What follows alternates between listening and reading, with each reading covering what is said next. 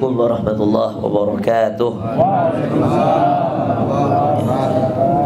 Alhamdulillah, Masya Allah. Saya jadi semangat ini dengar Pak Adnan tadi menyampaikan hal yang luar biasa ya, nama baik ya. Ini menarik teman-teman ya, karena dengan maraknya kasus pajak hari ini ya. By the way Pak Adnan, bisnis tadi tuh SPT-nya tiap tahun saya laporkan ya. Perlu butik boleh dicek itu ya. Kemudian SPT saya bisa dicek ya, alhamdulillah. Handphone hasil ceramah ya teman-teman, alhamdulillah. Alat media Fujifilm 46 juta itu juga beli, alhamdulillah, hasil YouTube ya teman-teman. Jadi alhamdulillah boleh dicek SPT saya KTP ada. Kepala cabang saya Bu Sinar ya. Bu siapa namanya?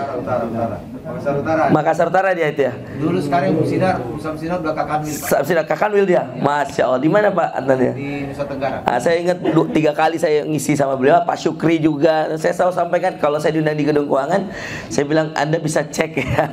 Anda kan tahu data-data kita semua, apalagi figur-figur yang kayak seperti saya, Ustadz Dasar kan nggak lari kemana Pak, ada semua.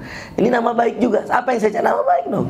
Ya, meskipun bagi saya sebenarnya kalau mau ditanya secara jujur, saya salurkan zakat, sedekah dan lain-lain untuk pembangunan, kontribusi untuk umat ini luar biasa. Tapi sebagai warga negara yang harus taat hukum ya kita bayar pajak. Mobil saya pajak boleh dicek, saya bayar pajaknya. Ya, rumah dan seterusnya, PBB-nya semua kita bayar Pak. Kenapa? Nama baik. Ya. Ingat ada 2 potensi baik itu. Perhatikan teman, potensi baik itu 2. Menghindarkan dari keburukan, hindarkan dosa, nama baik. Jadi jangan dikira, mohon maaf teman-teman, baik itu bukan hanya proses dari berbuat baik plus baik plus baik maka punya nama baik. Itu satu aspek. Tapi tidak berzina, tidak korupsi, tidak berbuat dosa, tidak meninggalkan sholat, menghindarkan maksiat, menghindarkan dari hal-hal buruk, itu juga nama baik teman-teman. Jadi 2 hal yang harus jalan berbarengan untuk sebuah hasil yang luar biasa, namanya nama baik. Maka ada sebuah pepatah Arab, innamal mar'u haditsun ba'dah fakun haditsan hasanan liman wa'a. Kata pepatah Arab ini yang kemudian kita diajarkan. Saya di pesantren itu dia katakan dalam sebuah mahfudhat namanya. Kita belajar pepatah-pepatah Arab supaya kita ngerti warisan-warisan budaya yang dikatakan oleh orang-orang terdahulu. Dia katakan innamal mar'u, manusia itu sebenarnya apa nilai manusia? Harta bukan teman-teman, wanita bukan teman-teman, tahta bukan, jabatan bukan, itu hanya CV aja teman-teman. Manusia itu kata pepatah Arab ini, dengarkan, mar'u haditsun ba'da. Manusia itu sebenarnya nilainya ada pada omongan orang setelah dia wafat. Itu orang baik tuh. Saya kenal tuh Pak Adnan. Saya datang dia ceramahin timnya ya. Meskipun saya tahu ini timnya bilang ini Pak Adnan sambutan apa ceramah ya. Saya tadi hampir pulang Pak Adnan. Karena saya bilang wah materi saya udah diambil semua ini. Ya. Termasuk hak orang lain, masalah beribadah jangan hanya mengharapkan balasan, itu sama kita. Ingat perumpamaan matsalul ladzina yunfikuna amwalahum fi sabilillah. Izin mengutip ayatnya. Tadi kan enggak sempat dikutip ayatnya. Kamatsali habbah, perumpamaan orang. Ingat loh, ayat ini bukan tentang balasan aja tapi tentang perumpamaan supaya jadi perumpamaan permisalan di kita. Matsalul ladzina yunfikuna amwalahum fi sabilillah. Orang yang diumpamakan oleh Allah, perumpamaan orang yang bersedekah. Kamatsali habba, yang dia sedekahkan di jalan Allah, dia bantu fulan, dia bantu A, dia bantu B, itu kamatsali habba, seperti menanam 1 biji, ambatat sab'a sanabil, yang 1 biji itu tumbuh 7 tangkai, fi kulli sumbulatin mi'atu habba, dari 7 tangkai itu tumbuh lagi 100 biji. Ini kan permisalan, 1 yang kamu keluarkan dikali 7 dikali 100, yang kata orang-orang kalau sedekah itu 700 kali lipat. Tapi apakah berhitungnya kayak gitu sama Allah? Misal saya sedekah nih tadi pagi 100.000, berarti Allah akan siapkan saya 100.000 kali 1 kali 7 kali 100, 100.000 kali 700 teman, 700 juta itu akan saya dapat. Tapi apakah kemudian saya nungguin mana 700 jutanya? Allah bohong nih. Oh enggak teman-teman, bisa jadi dalam bentuk kesehatan ya. Makanya saya udah mau pulang, ini materi saya udah diambil semua ini. Nanti bagi 2 aja. Bagi 2 aja honornya ya. Tapi potong pajak ya Pak. Iya, Masya Allah. Saya bilang ya, ada cerita menarik ini. Saya cerita di salah satu Pemkot di daerah Jawa lah. Saya nggak usah cerita. Diundang saya, wali kota yang undang. Pas Ibu Walinya, Ibu Wali dia. Ibu Wali, saya tidak usah cerita, nggak enakan nih kalau di YouTube. Ibu Wali ini tanda tangan, Ustaz, mohon maaf Ustaz, ada yang harus tanda tangan. Sini nak, sini, dipanggil lah sekretarisnya. Tanda tangan kan, saya tanda tangan. Oh apa nih Bu? Biasa Ustaz ini apresiasi lah Ustaz ya. Saya oke, baik Bu, saya tanda tangan. Terus dia bisik, Bu, Ustaz mohon maaf ya. Saya bilang, iya kenapa Bu Wali? Dia bilang, Ustaz potong pajak ya.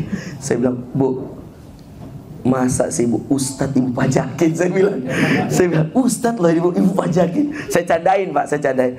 Ustadz Muhammad, aturan negara. Saya bilang, bercanda Bu. Saya bilang, tidak dikasih pun kita datang. Karena saya dengan Ibu, permintaan Ibu minta, nggak ada saya bilang bayar sekian. Mana yang Zulfikar tadi? Mana Zul?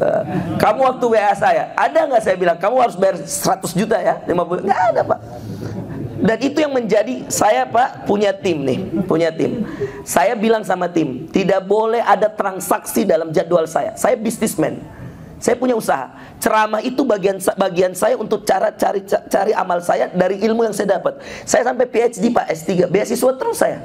Ini titipan Allah loh. Seperti yang Bapak bilang tadi, bahwa menurut Bapak harta itu bukan kepemilikan. Bagi saya ilmu itu bukan kepemilikan, titipan yang kalau semakin saya bagi semakin banyak ke saya.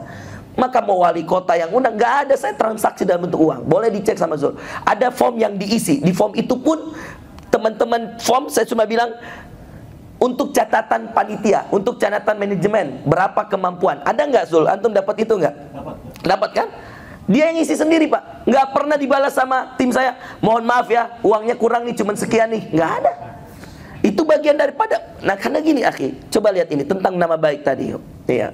Allah mengatakan begini, wa ahsinu innallaha yuhibbul muhsinin. Berbuat baiklah, Allah itu mencintai orang-orang baik. Sekarang Ar-Rahman, lihat itu tadi dalam Al-Qasas. Sekarang pindah ke Ar-Rahman, lihat ayatnya. Hal jazaa'ul ihsani illal ihsan, fabi ayyi ala'i rabbikuma tukadziban. Ini antum jadikan rumus aja kalau mau berbuat baik. Nggak usah hitung-hitungan sama Allah. Toh kesehatan yang kita punya ini teman-teman, la ilaha illallah. Ustaz Dasat waktu sakit, saya jenguk ke Singapura. Saya 4 hari pertama Ramadan Pak di Singapura. Saya kosongin jadwal. Dari Jakarta tuh saya masih padat. Saya datang ke sana. Ustaz Dasat cerita. Sebagai seorang senior ke junior, saya tentu lebih muda dari Ustaz Dasat. Ustaz Dasat cerita sama saya, Ustaz, pertolongan Allah saya bisa sampai Mount Elizabeth. Mount Elizabeth Pak, rumah sakit yang kata Ustaz Dasat cerita nih. Setiap kali ada perawat masuk itu orang Singapura dia tanya, wahyu gitu, siapa kamu? Yang karena orang kayak Ustaz Dasat ini dianggap dengan penampilan yang hanya seorang ustadz, itu kayaknya nggak bisa bayar kamar suites di Mount Elizabeth Pak. Iya. Anda tahu semalam di sana berapa Bapak Ibu sekalian? Saya tanya-tanya kemarin waktu saya 4 hari di Singapura. Semalam 250 juta teman-teman. Obat semuanya, fasilitas kamar kayak hotel. Yang bawahnya ada mall terkonek dengan mall. Anda bisa browsing lah rumah sakit Mount Elizabeth di Jalan Orchard di Singapura. Tapi siapa yang tolong? Allah Pak. Disebutlah nama orang. Ustaz, Masya Allah saya ini ditolong Allah lewat seorang kaya raya pengusaha di Batu Licin. Saya bilang, oh Masya Allah, luar biasa. Jadi ngobrol, antum mau tanya apa? Cerita sama saya. Ya ragu-ragu lah. Iya. Kayaknya tahu ya. Subhanallah. Iya. Diceritalah teman-teman. Nah ini menarik. Oke, perhatikan teman-teman. Ini menarik. Apa amalan Ustaz Dasat? Dakwah. Apa amalan dia? Ceramah. Ya enggak? Gara-gara ceramah inilah subhanallah orang jadi suka dengan dia. Apa amalan kita? Ceramah. Apa amalan mungkin Bapak sebagai petugas pajak dan seterusnya, mungkin punya A, B, C, D, E. Mungkin Anda donatur di salah satu anak yatim. Mungkin Anda donatur di salah satu panti asuhan. Bagi Anda store uang 300.000 per bulan bantu dia, ikut sumbang ke dia. Bagi Anda itu 300.000. Bagi Allah 300.000 mahal. Karena hal jazaul ihsan, ayat yang saya baca, apakah ada kebaikan yang kamu lakukan wahai manusia kecuali kami sudah siapkan kebaikan yang sama bahkan lebih untuk itu. Hal jazaul ihsani illal ihsan. Nggak ada Pak orang berbuat dosa malamnya pagi bisa makan nasi goreng. Siapa yang ngasih nasi goreng? Allah teman-teman. Orang berbuat dosa malamnya, maksiat nih malam, dia berzina, dia naudzubillah, dia minum khamar, dia melakukan dosa maksiat, dia tidak sholat, pagi dia dapat gaji. Kalau jam gaji dapat, padahal malam berbuat dosa. Kalau Allah mau dibinasakan, dibinasakan. Tapi itulah al-adilnya Allah. Sifat Allah itu maha adil. Karena Allah punya tugas memberi rezeki, Allah tidak beda-bedakan. Yang beriman, yang kafir. Maka kadang-kadang yang nggak sholat lebih banyak rezekinya dari yang sholat. Bukan berarti dia lebih mulia. Rezeki itu perihal yang lain. Itu tugas Allah. Allah yang membagi rezeki. Yaqdir ma yasha, Allah bagi sesuai dengan kemauan Allah.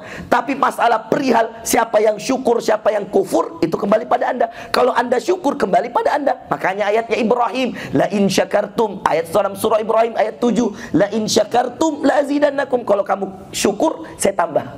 Wa la in kafartum, kalau kamu kufur, mohon maaf, saya juga sudah siapkan azabnya. Jadi teman-teman, kalau berbuat baik itu nggak usah dihitung. Ya.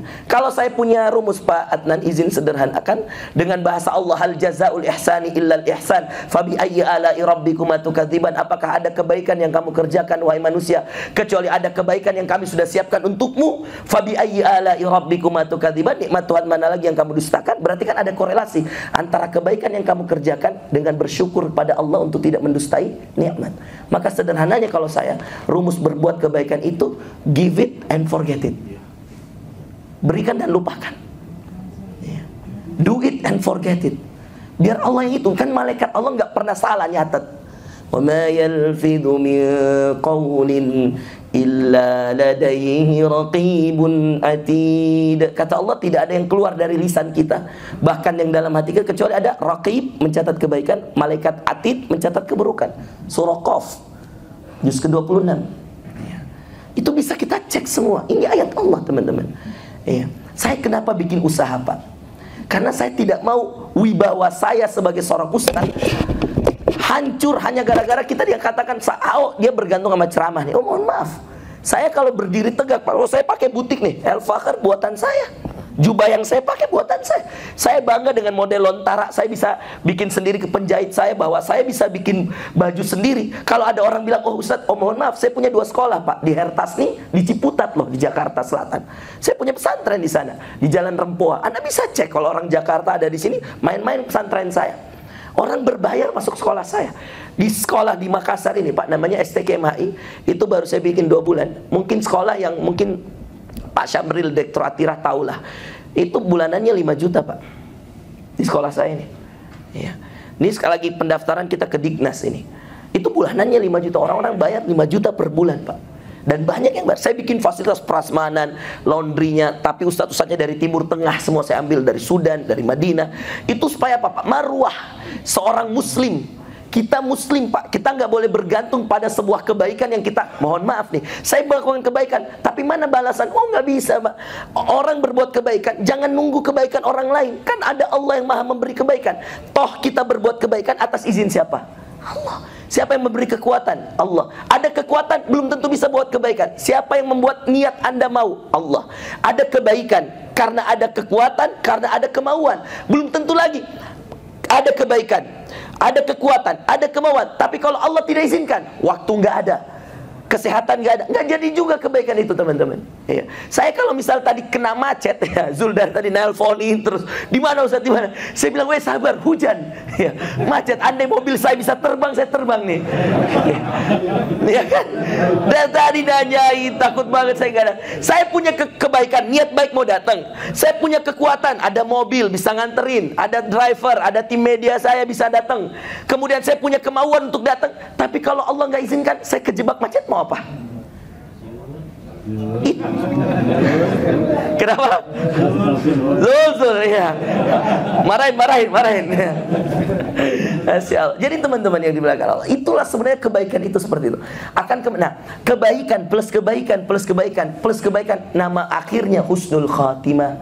Itu yang dinamakan nama baik. Bahasa sederhananya husnul khatimah, menutup dengan baik. Maka kemudian sama dengan memulai dengan baik. Menutup umur dengan baik, menutup hidup dengan baik, akan jadi cerita baik. Itulah tadi pepatah Arabnya, innamal mar'u haditsun ba'dah. Sesungguhnya manusia itu hanya omongan orang-orang setelahnya. Pak Adnan di sini nih berapa tahun? 2 tahun, 3 tahun, 4 tahun. Nanti jadi omongan nih. Oh dulu nih ada kepala kita di sini. Dan Masya Allah pimpinan kita ini sering ngajak kita sholat, sering ngajak kita ini. Itu akan jadi cerita baik. Tapi kebalikan, wah nih dia nggak pernah sholat, dia nggak pernah gini, dia masya Allah pelitnya luar biasa, itu akan jadi kalau Anda berbuat buruk, in ahsantum, ini bahasa Qur'annya, in ahsantum li anfusikum wa in asatum falaha. Dalam surah Al-Isra nih teman-teman, perhatiin semua.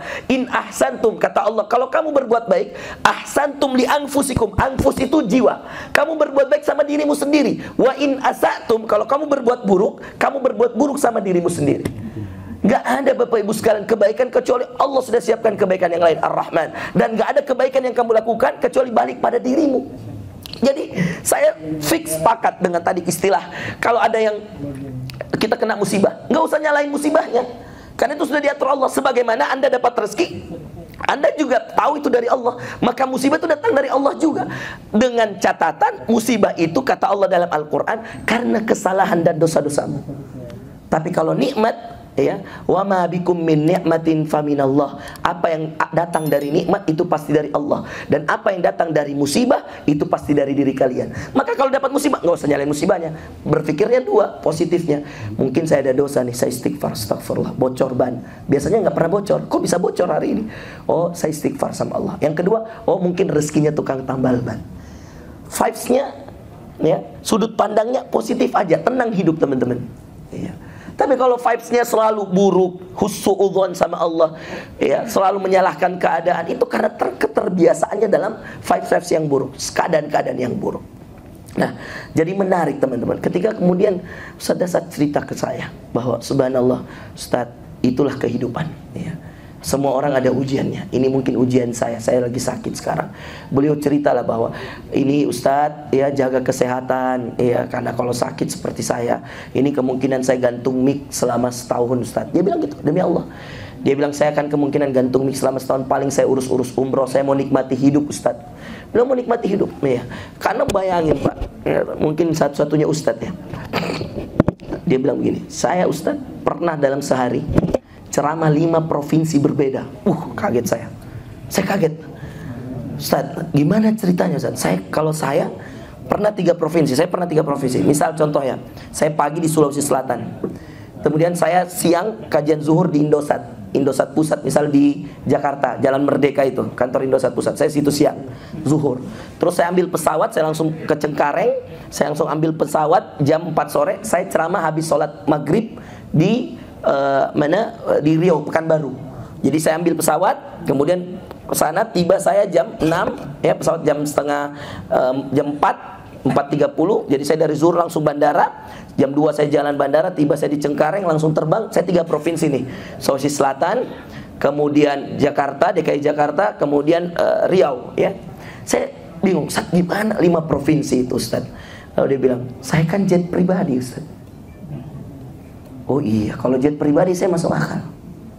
Dia mulai di Jakarta, dia mulai di Makassar, dia ke Kalimantan Selatan. Dari Kalsel dia ceramah lagi di Jakarta, sudah 3. Jakarta dia ke Medan, Medan, kemudian balik ke Surabaya, sudah 5. Dari Surabaya balik ke Makassar, jadi 5 provinsi Pak. Sulawesi Selatan, Kalimantan Selatan, DKI Jakarta, Sumatera Utara, kemudian Surabaya Jawa Timur, baru balik ke Makassar. 5 sehari. Kalau kita 5 tempat di Makassar saja capeknya luar biasa. Saya naik mobil ini biasa saya sehari bisa 5 Pak, bisa 5, bisa 6. Nggak tahu kalau ceramah itu dipajakin juga nggak ya? Ini karena amplopnya orang beda-beda. Kadang-kadang masjid cuma 200.000, 300.000. Tapi kan saya ada SPT tahunan toh, bisa sama dimasuk dalamnya. Nah, Bapak Ibu sekalian dimulakan Allah, ini menjadi menarik. Karena dalam hal, ya, kelebihan seseorang, Allah titip ujiannya. Dalam hal ujian, Allah titip kelebihannya. Nggak ada orang diuji Pak, kemudian ujian saja hidupnya. Nggak ada. Allah siapkan dia saat yang sama ujian, Allah siapkan kemudahan. Allah siapkan kemudahan, Allah siapkan ujian. Bahasa sederhananya teman-teman, orang yang punya ujian pasti ada kenikmatan setelahnya. Dan orang yang mendapatkan kenikmatan siap-siap ujian, itu aja sederhana. Ya. Makanya ada ayat fa inna ma'al usri yusron. Itu jelas untuk memotivasi orang-orang yang sedang menghadapi ujian bahwa ingat, setelah ujian ini ada kelebihan. Ada sesuatu yang akan kamu dapatkan. yusran. Tapi ingat juga, wala nabluwannakum bisyai'im minal khaufi wal ju'. Kami pasti menguji kalian dari kelaparan, ketakutan, kekurangan harta. Itu juga kelaziman dalam hidup. Maka dua-duanya kelaziman. Dapat rezeki kelaziman, kewajiban dari Allah kepada kita sebagai manusia, dan dapat ujian juga kewajiban dari Allah memberikan ujian pada kita. Kalau nggak ada ujian, laulal bala, laulal imtihan, kata para ulama, andai nggak ada ujian, maka tidak ada ujian untuk para nabi. Tapi Yusuf dilempar ke sumur, Ibrahim dibakar, Zakaria dibunuh, Yahya dibunuh, Musa ingin dibunuh, ada Fir'aun bersamanya. Tidak ada nabi yang hidupnya plong aja, teman-teman. Nggak ada.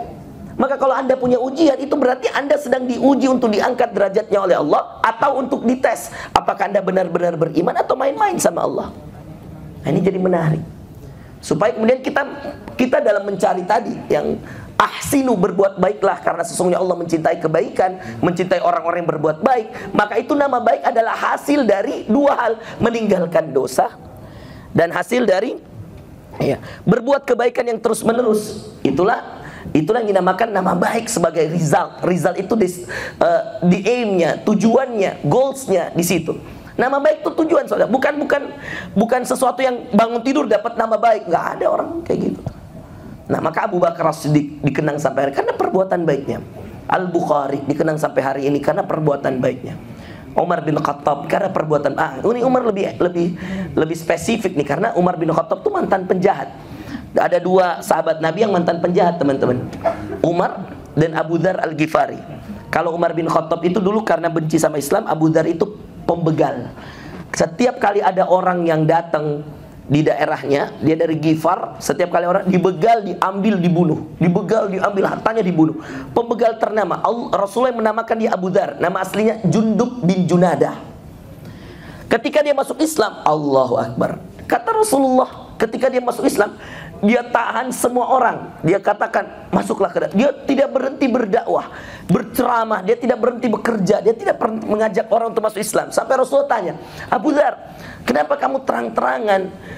Kan mestinya nanti kamu dimusuhi oleh kaummu. Kalau kaum kamu tahu kamu sudah masuk Islam, kenapa nggak sembunyi-sembunyi saja dulu? Kata Abu Dzar, ya Rasulullah, saya dulu buat dosa terang-terangan, masa saya buat kebaikan sembunyi-sembunyi? Coba bayangin. Padahal Rasulullah ingin menjaga kehidupannya, bahwa Abu Dzar jangan sampai ada orang yang benci sama dia dan ingin membunuhnya. Maka kata Rasulullah SAW, kenapa terang-terangan? Pelan-pelan aja, sembunyi-sembunyi dulu. Nanti kalau sudah banyak pengikut, baru terang-terangan berdakwah di kaum kamu. Kata Abu Dzar, ya Rasulullah, malu saya sama Allah. Berbuat dosa saya terang-terangan, berbuat kebaikan saya sembunyi-sembunyi. Subhanallah. Ini menarik ya, teman-teman. Nah, itulah dalam keadaan Islam. Umar bin Khattab pembunuh, teman-teman. Umar bin Khattab pembenci Rasulullah. Umar bin Khattab bahkan mau membunuh Rasulullah. Lalu kemudian kalau Allah kasih hidayah, Allah titipkan pelita Islam di dalam hatinya, dia masuk Islam. Dan dalam keadaan masuk Islam itu akhirnya kemudian dia perbaiki. Dan inilah indahnya Islam, teman-teman. Tidak ada Islam itu bercerita awal. Islam itu selalu bercerita akhir yang baik. Ini yang dinamakan kita butuh istiqamah agar bisa husnul khatimah. Istiqomah itu terus berada dalam kebaikan sampai kita mati. Itu yang dinamakan husnul khatimah. Itulah kenapa kalau kita berdoa harus minta, ya Allah, Allahumma inni as'aluka husnal khatimah. Ya Allah, aku minta kepadamu mati yang baik. Karena mohon maaf, amit-amit Bapak Ibu sekalian, kita tidak pernah minta sesuatu terjadi sama kita. Kita difitnah, kita dibohongin orang, kita dikerjai orang. Orang baik itu tidak cukup dengan kebaikannya, Bapak Ibu sekalian. Banyak orang yang hasad dengan orang-orang baik. Makanya Anda perlu berta'awud, perlu merutinkan zikir pagi petang, perlu merutinkan baca Quran. Karena seperti saya, seperti Pak Adnan yang mungkin kita terkenal, kita dikenal orang, kita punya jabatan, itu jangan dikira dengan berbuat baik kita cukup. Ada namanya himayah, wiqayah.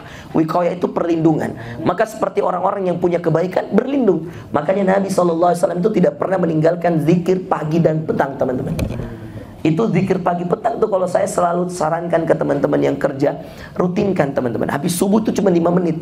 Dan itu ada aplikasinya di handphone. Ini saya punya 2 handphone, bukan untuk apa-apa teman-teman. Handphone yang satu ini ada selulernya, tapi tidak pernah saya pakai kecuali untuk baca Quran sama untuk zikir pagi petang, teman-teman. Karena kalau pakai di sini, tuh WA saya masuknya luar biasa. Ya, tiap ini ada namanya Hisnul Muslim. Nanti bisa download ini aplikasi. Atau antum cari aja lah zikir pagi dan petang. Ini soalnya berbahasa Arab full ini. Nggak ada yang nggak berbahasa Arab. Ini berbahasa Arab full ini. Adkarus sobah. Ini kalau saya baca tiap pagi ini 5 menit ini. Misalnya alhamdulillah wassalatu wassalamu ala rasulillah la nabi Allahu la ilaha illa ayat kursi wal hayyul qayyum la ta'khudhu. Ini al-ikhlas, al-falaq, an-nas 3 kali. Qul huwallahu ahad, qul a'udzu 3 kali ini. Apakah karena saya sudah ustadz saya tidak perlu zikir pagi? Wah, salah. Justru karena saya ustadz, follower saya banyak, viewer saya banyak, Instagram saya centang biru, Facebook saya followersnya hampir ratusan ribu. Itu harus justru semakin banyak jabatan semakin harus kuat zikirnya. Nabi apakah zikir? Oh tidak, zikir di sini 100 kali istighfar. Subhanallah wa bihamdi 100 kali. La ilaha illallah wahdahu la syarikalah lahul mulku wa lahul hamdu wa ala kulli syai'in qadir 100 kali. Itu zikir pagi petang. Coba aja tuh teman-teman buka zikir pagi petang. Dan siapa yang merutinkan zikir pagi petang? Rasulullah. Dia nabi, dia nggak punya kesalahan. Dia dijamin surga, dia kekasih Allah. Apalagi kita, teman-teman. Jadi subhanallah, berbanding lurus banget usaha untuk sebuah kebaikan itu dengan 1, berbuat baiknya kita, 2, meninggalkan dosa, 3, membuat perlindungan. Nggak cukup terus berbuat baik, harus tinggalkan dosa dong. Nggak cukup berbuat baik dan tinggalkan dosa, harus ada perlindungan sama Allah. Makanya Rasulullah, coba lihat antum, mudah-mudahan pada hafal nih. Kalau sudah baca doa tahiyat apa nutupnya, teman? Innaka Hamidum Majid. Langsung salam atau ada doa yang diajarin? Ada doa. Tahu doanya? Ini hadis, biar tahu nih jadi ilmu nih. Kata Rasulullah SAW, tidaklah saya menutup sholat saya kecuali saya berlindung dari 4 hal yang mengerikan, 4 hal yang menakutkan. Hafal gak? Allahumma inni a'udzubika min azabi jahannam, wa min azabil qabr, wa min fitnatil mahya wal mamat, wa min syarri fitnatil masihid dajjal.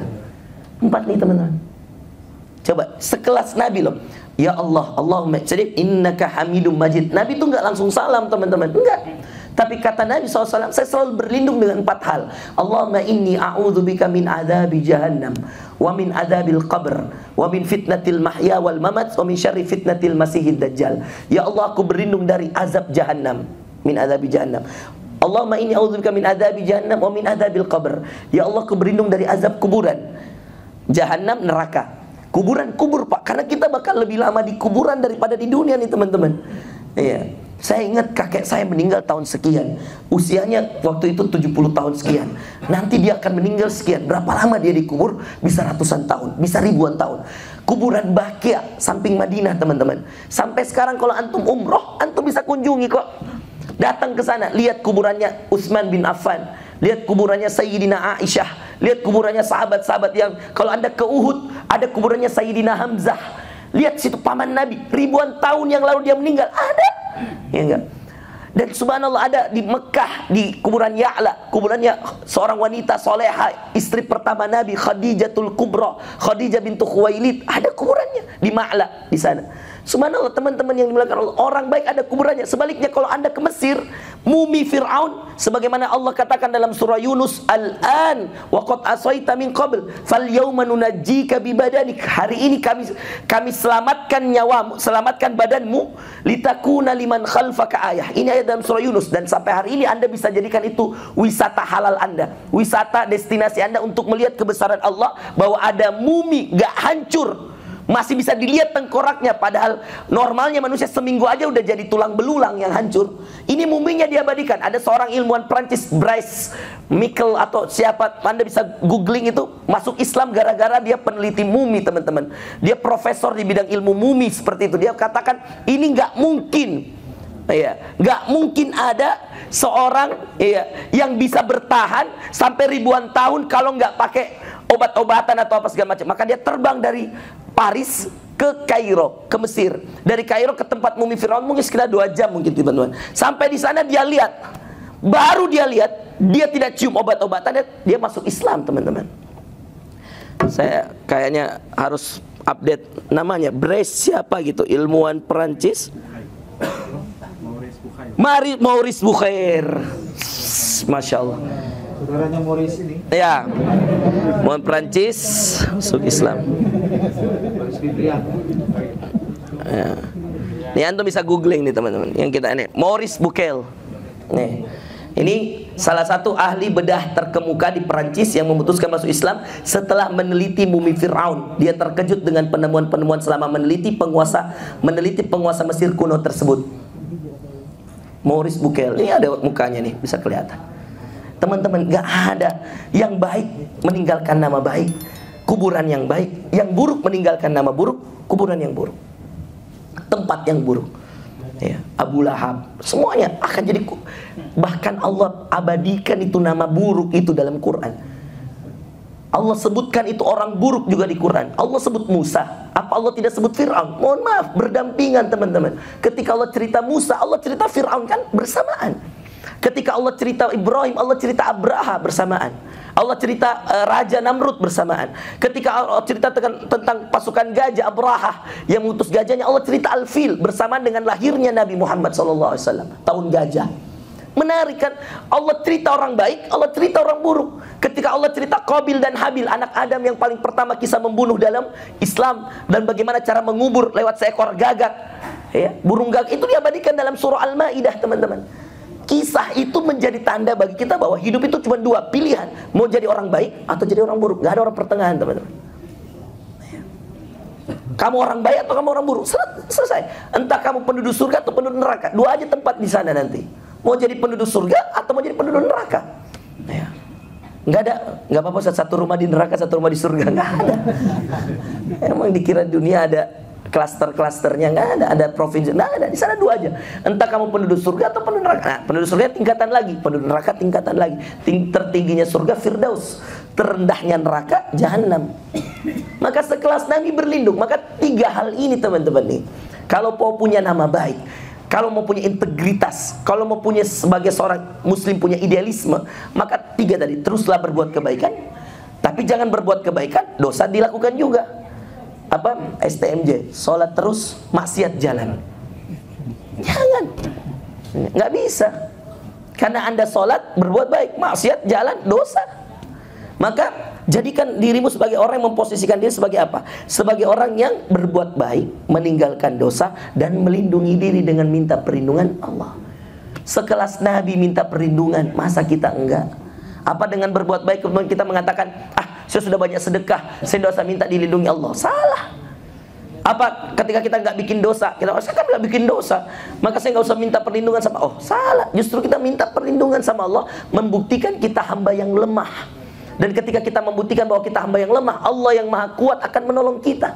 Makanya Nabi merutinkan zikir pagi petang. Makanya Nabi tidak salam kecuali minta perlindungan dari azab jahannam, azab kuburan, min fitnatil mahya wal mamat. Apa terjemahnya itu? Dari fitnah hidup dan fitnah mati.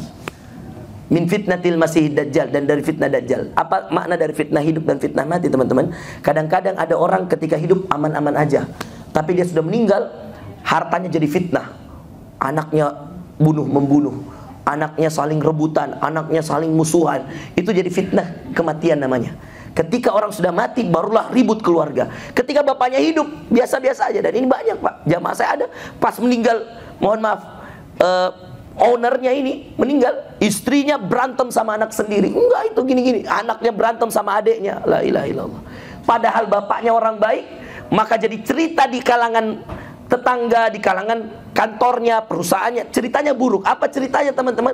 Ceritanya bahwa subhanallah, ya, itu lihat tuh, anaknya bunuh-bunuhan, anaknya nggak ngobrol, sudah 5 tahun nggak saling ngomong, ibu dan anak nggak ketemu gara-gara warisan suaminya. Itu jadi fitnah kematian namanya, ya, harta warisan dan seterusnya. Maka teman-teman yang dimuliakan Allah, itu yang kita bisa share ke antum semua. Sebagai orang yang ingin mendapatkan integritas, orang yang ingin mendapatkan nama baik, percayalah bahwa kebaikan itu mendatangkan kebaikan. Percayalah meninggalkan dosa itu menenangkan hati. Percayalah meminta perlindungan Allah itu menjadikan kita menjadi lebih rendah hati kepada manusia, lebih rendah diri pada Allah. Kita meminta perlindungan karena kita tahu kita hamba yang lemah, yang bisa memberikan kekuatan hanya Allah. Kita hamba yang lemah, kita butuh Allah. Kita hamba yang lemah, kita butuh bantuan dan pertolongan Allah. Kita bukan hamba yang punya semuanya, teman-teman. Kita bukan hamba Allah yang punya semuanya. Maka kita minta sama Allah kebaikan dunia dan akhirat. Rabbana atina fid dunya hasanah wa fil akhirati hasanah wa qina azabannar, dan lindungilah kami dari api neraka. Saya kira itu, teman-teman, yang bisa saya share. Sebenarnya saya cuma melanjutkan materi dari pembicara pertama tadi. Tapi bagus kan, jadi materi jadinya lengkap. Padahal lain saya mau bahas tadi ya. Tapi karena ada ustadz sebelum saya ya nih, saya melanjutkan ustadz sebelum saya. Masya Allah. Jadi Zul aman ya Zul ya? Hadir Makato? Iya. Nggak usah khawatir ya. Masya Allah. Makasih Pak Adnan ya. Salam kenal. Nanti kita tukaran nomor Pak. Masya Allah. Biar bisa sharing-sharing kita. Masya Allah. Demikian teman-teman yang bisa saya sampaikan pada kesempatan hari ini. Semoga bermanfaat. Jadi itu tadi 3 hal yang kita harus jaga. Terus berbuat kebaikan, hindarkan diri dari maksiat, dan selalulah minta perlindungan.